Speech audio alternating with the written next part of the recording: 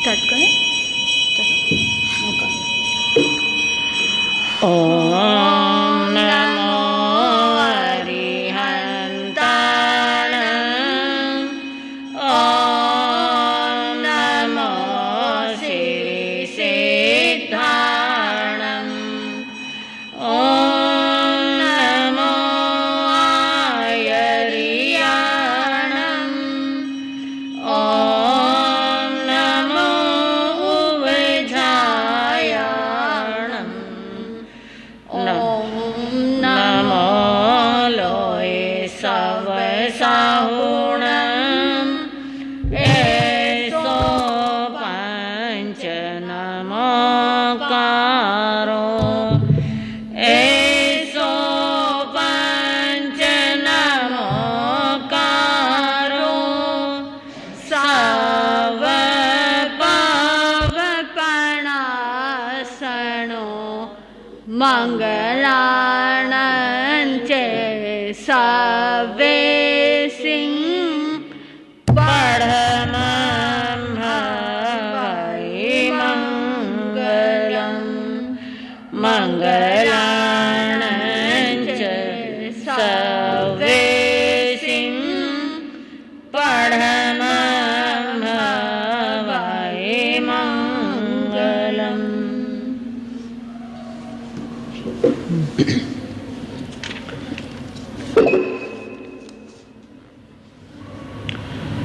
धम्मो मंगले मुखितम्। अहिंसा संयमो तपो। दिवावितं नमं सन्ति। जस धम्मे संयमनो। जस धम्मे संयमनो।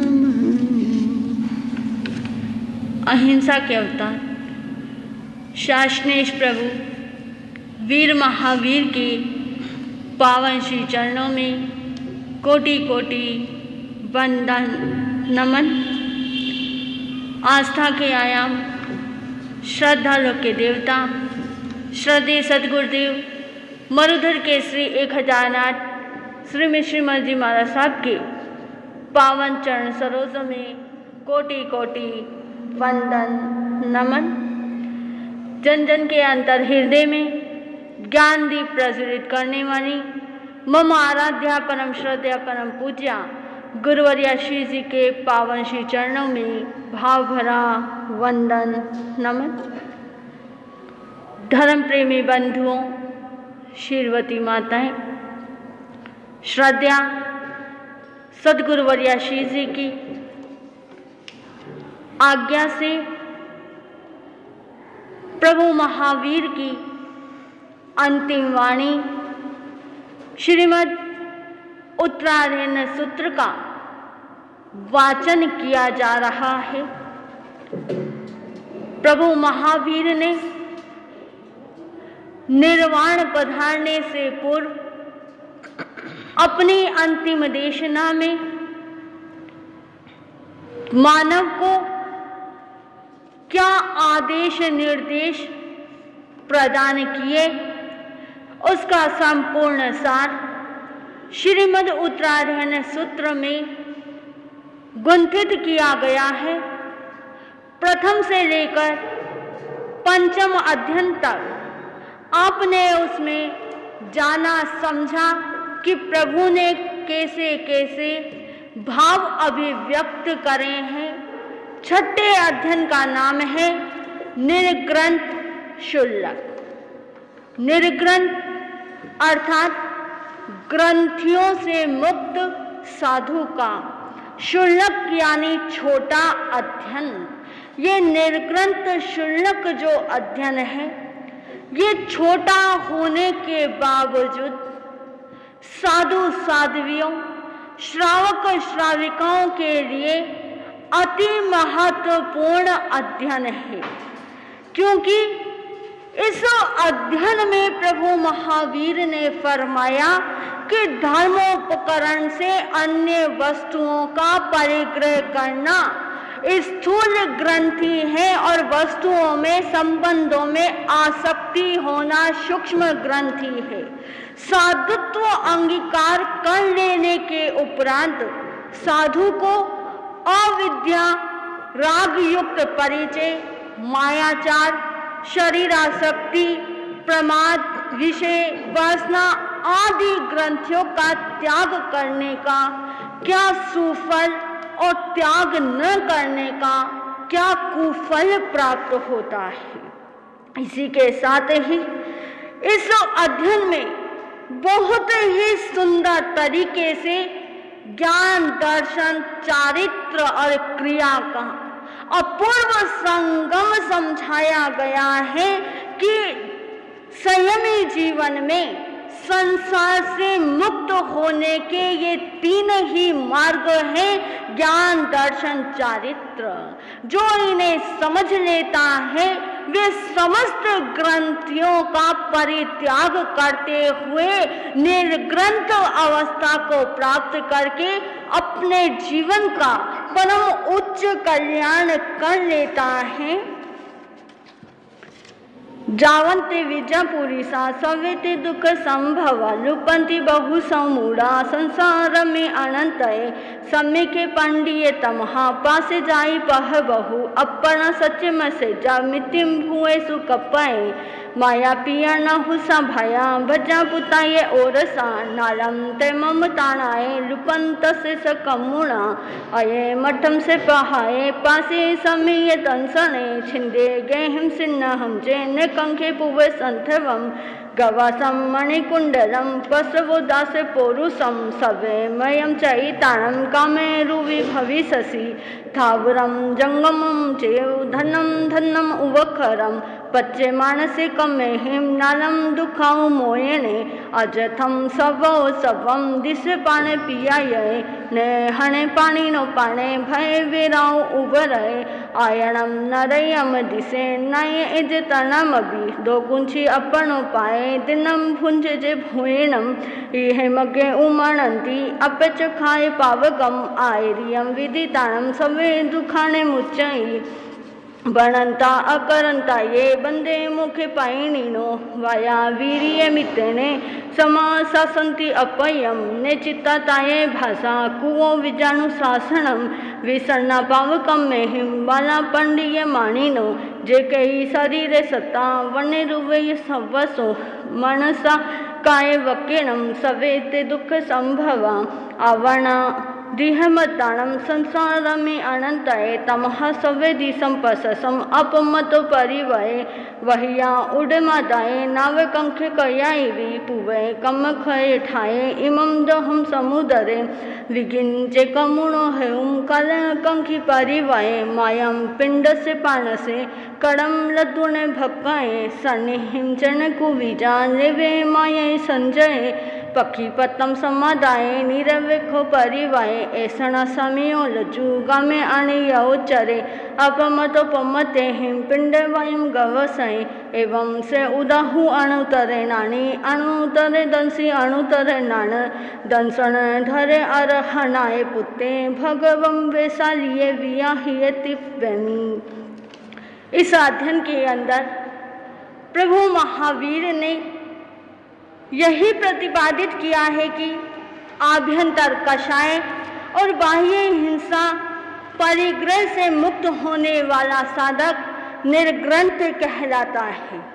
जिसने आभ्यंतर कषायों को कम करने का प्रयास नहीं किया और बाह्य रूप में जो परिग्रह भाव के चलते हिंसा का भाव उनके मन में रहता है, तो जब तक इन भावों से वो दूर नहीं हटेगा तब तक वो निर्ग्रंथ की श्रेणी में नहीं आ सकता। इस संपूर्ण अध्ययन के अंदर यही निष्पादित किया है कि आत्मार्थी एवं मोक्ष कामी के लिए निर्ग्रंथता का भाव होना अति आवश्यक है। 7वें अध्ययन का नाम है उर्ब्रिये। इस अध्ययन में कहा गया कि 5 इंद्रियों के विषय काम भोग मनोहर मनोरम लगते हैं। उसके लिए जीव परिग्रह करता है और परिग्रह करने के लिए, परिग्रह बढ़ाने के लिए हिंसादि में भी प्रवृत्त हो जाता है। किंतु पर जीव का पीड़न तथा मारण महाभयंकर कहा गया है। 18 पापों में एक पाप बताया गया है, सर्व जीवों को आत्मतुल्य समझकर अहिंसा का पालन करना प्रभु महावीर का सर्वोपरि सिद्धांत है। अन्यथा वे पाप भावी में अपने ही दुख मारण का कारण बन जाता है। भेड़ बकरे को सुस्वादु भोजे तथा तन वृद्धि बहुत ही इष्ट लगती है। अनार्य मांसाहारी मेहमान के आने पर काट कर खाया जाता है। राजा को अपथ्य आम इष्ट लगा करता है, लेकिन वही आम खाकर उसे अपने जीवन से हाथ धोना पड़ता है। दुर्लभ मनुष्य भव को पाकर जीव को उत्तम वणिक बनना चाहिए। उत्तम वणिक मूल धन से व्यापार में वृद्धि करता है। मध्यम वणिक मूल धन की रक्षा करता है, तो प्रमत्त भोगी मूल धन को भी गंवा बैठता है। प्रस्तुत अध्ययन में प्रभु महावीर ने यही भाव निष्पादित किए हैं कि प्रत्येक साधक को बालत्व छोड़ना चाहिए और बालत्व अपनाना चाहिए, तब ही वे धर्म में वृद्धि और मोक्षकामी बनने की कार्यों में, मोक्षकामी बनने की साधना में पूर्ण रूपेण अग्रसर हो सकता है। जहाँ एसम समुदी से कोई पोसे जयम ओएनम जब समदे जा पोसे जा विषयंगणे तो से पुठे परी बुढ़े जाए मय महुयरे पीणिये विउले देहे आसम परी कंखाए जावने ए आए से तावे जीवई से दूही अह पतमी आए से सीसम छतुने भुंजई जहाँ खलु से उड़बे आए साए समिहिए एवं बाले अह मिठे इहे नरियाउयम हिंसे बाले मुसावाई अदानमि विलोवाए अने दत्ते हरे तेने माई कन्नु हरे सडे इथि विषय गिद्दये महारंभि परिगह भुंजे माने सुरमन संपरी बुढ़े परंदमे आये कक्करे भोइये तिंदुल्ले चिये लोहिये आउयम नाराये कंखे जहाँ एसम एलये आसनम शयनम जानम वित्तम कामय भुंजिया दुस्साहरम धनम हिचा बहुम संचिनिया रयम तो कमे गुरु जंतु बच्चू पढ़ने परायणे ए वे आ गया ऐसे मरण तमी सोयई तो आउ परिखिने चुयाद विहीन सका आसुरियम दिसंबला गच्छन्ति अवसतमम जहाँ कागिनीये हेउम सहसम हरये नरो अपथम अवंगम भोचा राया रचम तुहारये एवं मानुष का कामा देवे कामने अंतिये सहसे गुणिया भुजो आम कामा ये दिव्या आने की वासना उया जसा पढ़ने वो उठी जायम जियंती तुमहा उन्हें वासे सया उये जाहे तिन्नी वनिया मूलम घतुने निगया एको ते लहई लाभम एको मूलने आगाओ एको मूलम पिहारिता आगाओ तथे वनियो व्यवहारे उपमा ऐसा एवं धम्मे वियान मानु सतम भवे मूलम लाभो देव गई भवे मूले चैन जीवाणम नरके तिरिक तणम ध्रुवम दुहो गई बल से आवई वह मूलिया देवतम मानु सतम से जम जिये लिया सडे तौ जिये सईम होई दुवि हम दुगईम गए दुल्हा तस्य उमगा अदाए सुचिर दवि एवं जियम से पहाए तुनिया बलम से पंडियम मूल्यम ते पविसंति मानुसम चोणी मेंती जे विमायाहिम सिखाहिम जैन रंगी ही सुपया उवंती मानुसम जोड़िम कमे सच्चाहु पाणिनो जैसिम तु विउला सिखा मूल्यम ते आई छिया सिरवंत सविशेषा अधीना जंती देवयम एवं में दिनवम भिकु अकारिम चे वियानिया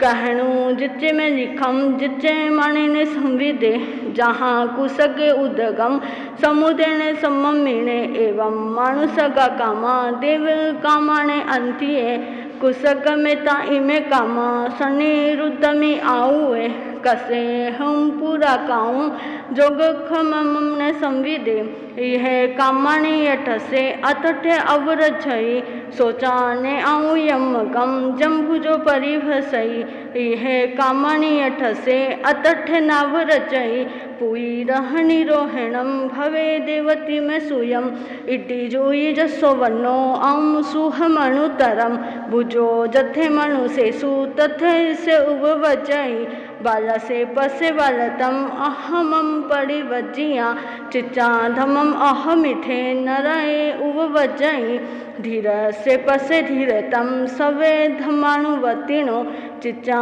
अधमम धमिथे देवेशु उबवज्जई तुल्याने बाले भवम अबालम चैव पंडिये चई उन बाले भवम अबालम सेवये मुनितिव्यमि। प्रस्तुत उर्प्रिय अध्ययन के अंदर प्रभु महावीर ने फरमाया कि बकरा वणिक तथा राजा के दृष्टांत से समझ लेना चाहिए कि भोगों से हानि तथा त्याग से सुख का बोध मार्ग ही प्राप्त हो सकता है। अनंत पुण्य व्यक्ति इकट्ठा करता है तब ही हमें सर्वे इंद्रिय एवं मन संपन्न बनता है। मनुष्य गति में आकर यदि जीव अनंत पुण्य को एकत्रित नहीं करता तो वो मन संपन्न भी नहीं बन सकता, वो संगी नहीं कहला सकता। संगी कहलाने के लिए अनंत पुण्यवानी होनी आवश्यक है। प्राप्त पुण्यों को भोगासक्ति में गंवाकर पूरे कंगाल बन जाने का कार्य भी मानव कर लेता है। हर जन्म में जब जब भी मनुष्य जीवन को प्राप्त किया तब तब अनंत पुण्यवानी धर्म करते हुए, ध्यान करते हुए, तप करते हुए, त्याग करते हुए मानव ने कमाने की कोशिश करी, लेकिन उस पुण्य को कमाने के बाद में भी अगले जन्म में फिर कंगाल का कंगाल ही बन गया। यानी उसने 4 गतियों का बंध करते हुए नरक गति, जिसे महाकंगाली का सर्वप्रमुख स्थान कहा जाता है, जहां पर पुण्य तनिक भी नहीं होता, पाप ही पाप का फल नानाविध रूप में भोगा जाता है। इस महाकंगाली में भी हमारी इस जीवात्मा ने अपना जीवन गुजारा है। तो इससे आगे बढ़कर नरक में अगर कुछ 1 अंश 2 अंश तक कुछ पुण्य बचे होंगे तो वो त्रियंश गति में पहुंच जाता है, और त्रियंश गति में भी हमारे पुण्यों की कुछ ना कुछ कंगाली रहती है। हमारी तकदीर में कोई ना कोई कमी रहती है तो त्रियंच गति का बंद हो जाता है और त्रियंच गति में जाकर के भी व्यक्ति धर्म ध्यान नहीं कर सकता। यानी उसने मनुष्य जीवन के अंदर जो धर्म किया था, जो पुण्य एकत्रित किए थे, वो उसने ननक और त्रियंच गति में जाकर पूर्ण कर दिए। पूरी तरह से उन पुण्यों को भोगने का प्रयास कर लिया, लेकिन पुण्य संचित करने का कोई प्रयास नहीं हुआ। यदि थोड़ी सी पुण्यवानी प्रबल करी और देव गति में जाके उत्पन्न हो गया, तो देव गति में भी अपने पुण्यों को खर्च करने का ही कार्य व्यक्ति करता है, क्योंकि वहां भोगा शक्ति की बाहुल्यता होती है। देवता धर्म ध्यान नहीं करते, देवता त्याग तप नियम पचकर्ण धारण नहीं कर सकते। तो उन्होंने मनुष्य भव के अंदर जो पुण्यवाणी संचित करी उसका भी पूर्ण रूपेण भोग कर लेते हैं, यानी अपनी पुण्यवाणी बढ़ाने की बजाय घटाने का प्रयास हो जाता है। इसीलिए ज्ञानी भगवान कहते हैं कि ये मनुष्य गति एक फैक्ट्री के समान होती है। ऐसी फैक्ट्री जिसके अंदर पुण्य और पाप का प्रोडक्शन दिन प्रतिदिन पल और प्रतिपल होता ही रहता है। इसीलिए ये मनुष्य गति श्रेष्ठ गति कहलाती है कि यहाँ इस भव में आकर हमारी जीवात्मा पाप कर्मों को भोगती है, तो कुछ ना कुछ हद तक धर्म ध्यान जप तप करते हुए अपने पुण्यवाणी को बढ़ाने का भी प्रयास कर लेती है। और जब उसकी पुण्यवाणी बनती है, जब उसके पुण्यों में और वृद्धि होने लगती है, तो वे संयम में पुरुषार्थ करने का प्रयत्न करते हुए अपनी आत्मा को जानने का समझने का प्रयास करता है। आसक्ति के भावों से निकलकर अनासक्ति के भावों में प्रविष्ट हो जाता है। इसमें उम्र कोई बाधक नहीं होती। अति मुक्त कुमार मात्र 8 वर्ष के थे, जम्बू स्वामी मात्र 16 वर्ष के थे। बाल वय में ही वे जाग गए। अपने कर्मों को, अपने पुण्यों को किस रूप में खपाना है, किस रूप में बढ़ाना है, वो अच्छी तरह से समझ गए थे। इसीलिए जम्बू स्वामी 16 वर्ष की उम्र में विवाहित होने के बावजूद आसक्ति के बंधनों में नहीं पड़े। भोगासक्ति के भाव उनके हृदय पटल पर बढ़ नहीं पाए, अपना कब्जा कर नहीं पाए।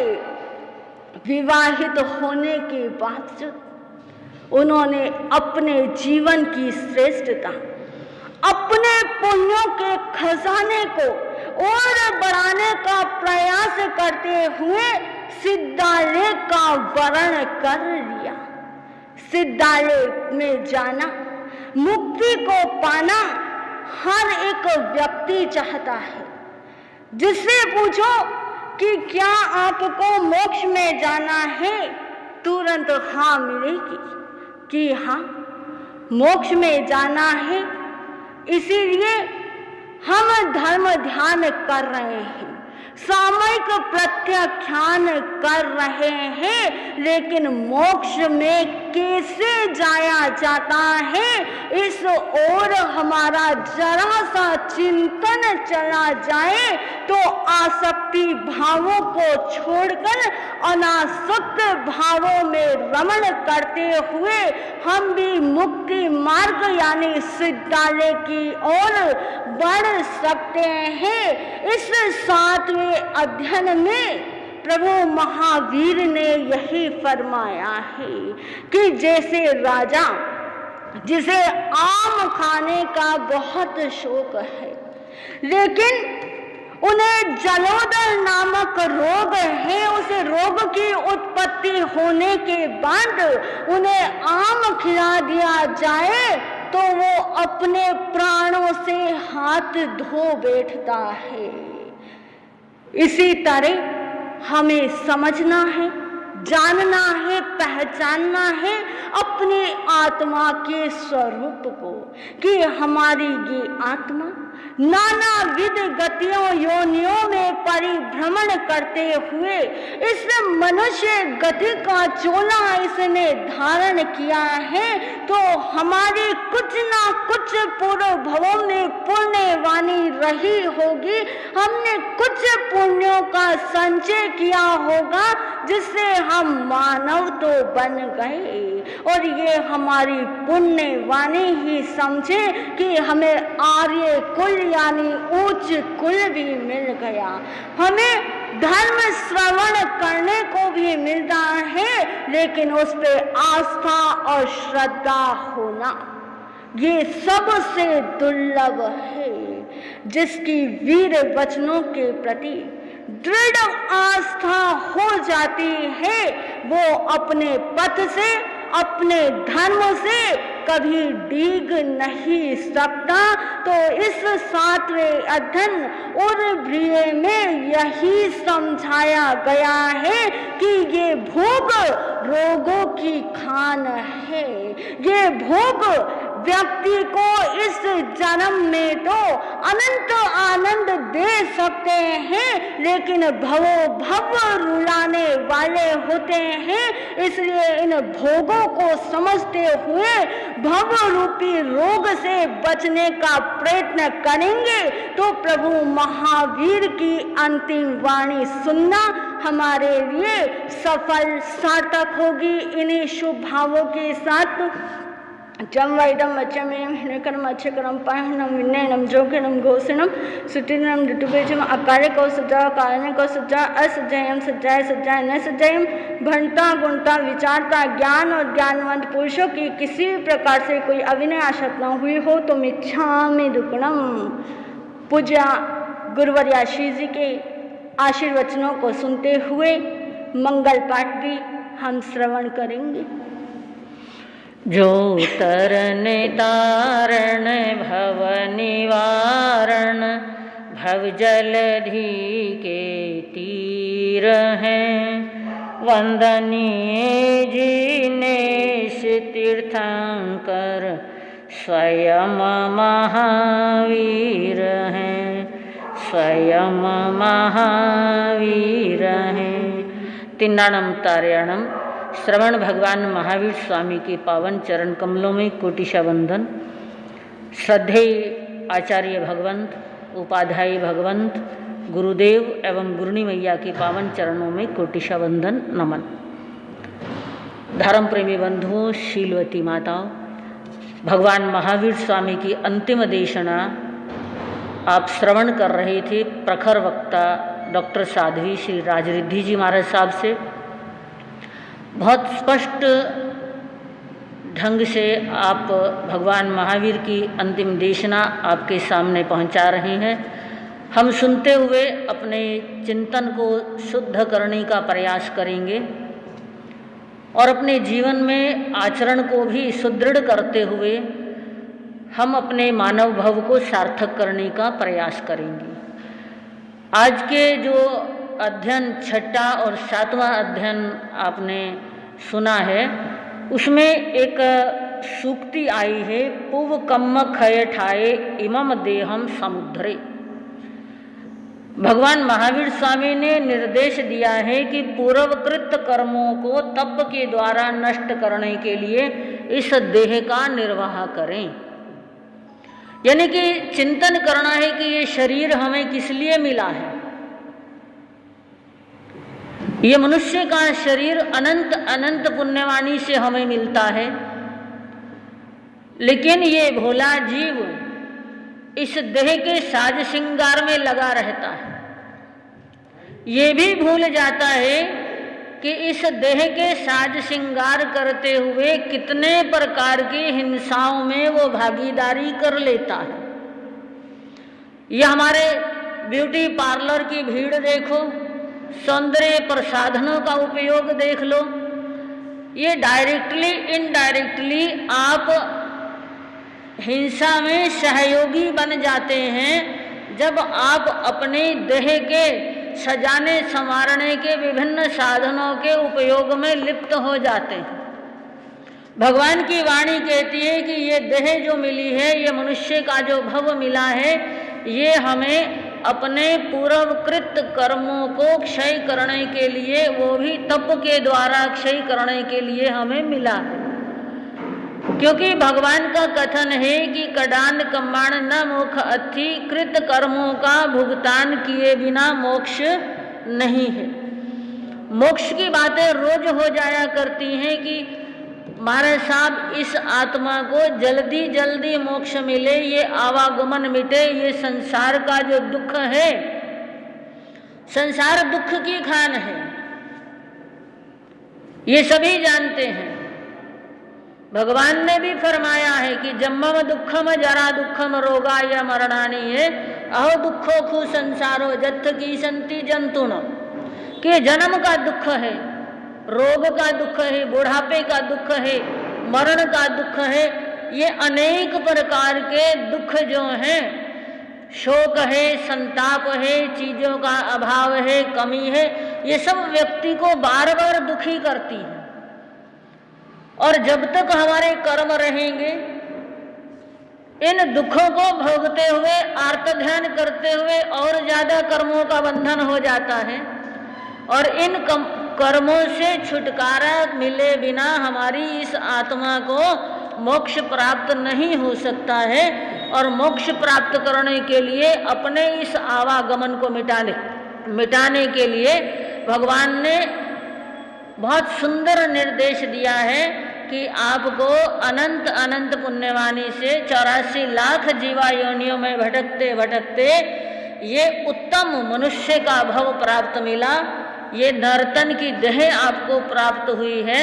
तो ये देह जो मनुष्य भव मिलना है, जिस भव को प्राप्त करने के लिए देवता भी लालायित रहते हैं, देवता के मन में भी ये भावना रहती है कि वो धन्य दिन होगा जब मैं मनुष्य भव को प्राप्त करूंगा और कर्म निर्जरा करके, चारित्र की आराधना करके मैं अपनी इस आत्मा को मोक्ष की ओर पहुंचाऊंगा। तो जिस चीज के लिए देवता भी लालायित हैं, वो हमें उपलब्ध हुआ है। मनुष्य भव पाकर हम अपने आप को धन्य समझते हुए हम भगवान की वाणी के अनुसार इस देह के द्वारा कर्म निर्जरा करें, तपस्या, छोटा तप, बड़ा तप, 1-1 घंटे का पचकान करें, आइंबिल करना, अनशन करना, उनोदरी करना, स्वाध्याय कर लेना, विनय कर लेना, वयावच्च कर लेना। भगवान ने कितने साधन आपको बताए हैं तपस्या के, 12 भेद तप के कहे हैं।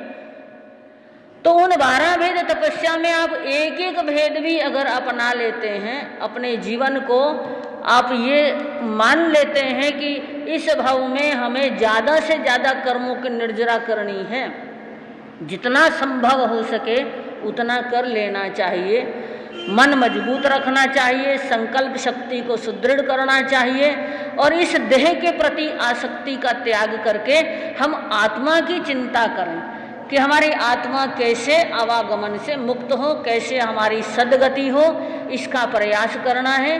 तो आज का यही चिंतन आपके सामने है कि हम अपने जीवन को धन्य महसूस करते हुए कि बड़ी पुण्यवाणी से हमें मिला है, तो हम इसको सार्थक करेंगे। प्राणी मात्र के प्रति मैत्री भाव का विकास करने का प्रयास करें, सरलता के भावों में रमण करने का प्रयास करें और छोटा बड़ा तप जैसी आपकी क्षमता है वो करते हुए कर्म निर्जरा करने का प्रयास करें, तो ये आत्मा शुद्ध बुद्ध और मुक्त होने की ओर अग्रसर हो जाएगा।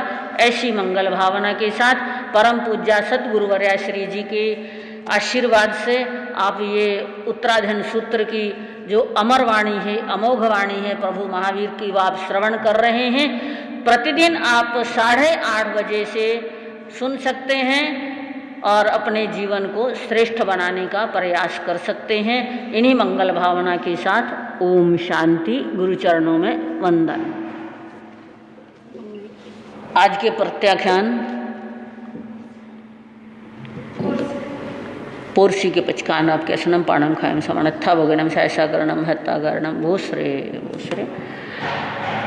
गुरुनी जी महाराज साहब की आज्ञा से मंगलम भगवान वीरो मंगलम गौतम प्रभु मंगलम स्थूली भद्राद्य जैन धर्मोस्तु मंगलम सर्वमंगल मांगल्यम सर्वकल्याण कारणम प्रधानम सर्वधर्माणां जैनम जयति शासनम सर्वारिष्ट प्रणाशायी सर्वारिष्टार्थदायिने सर्वलब्धि निधानाय श्री गौतम स्वामिने नमः।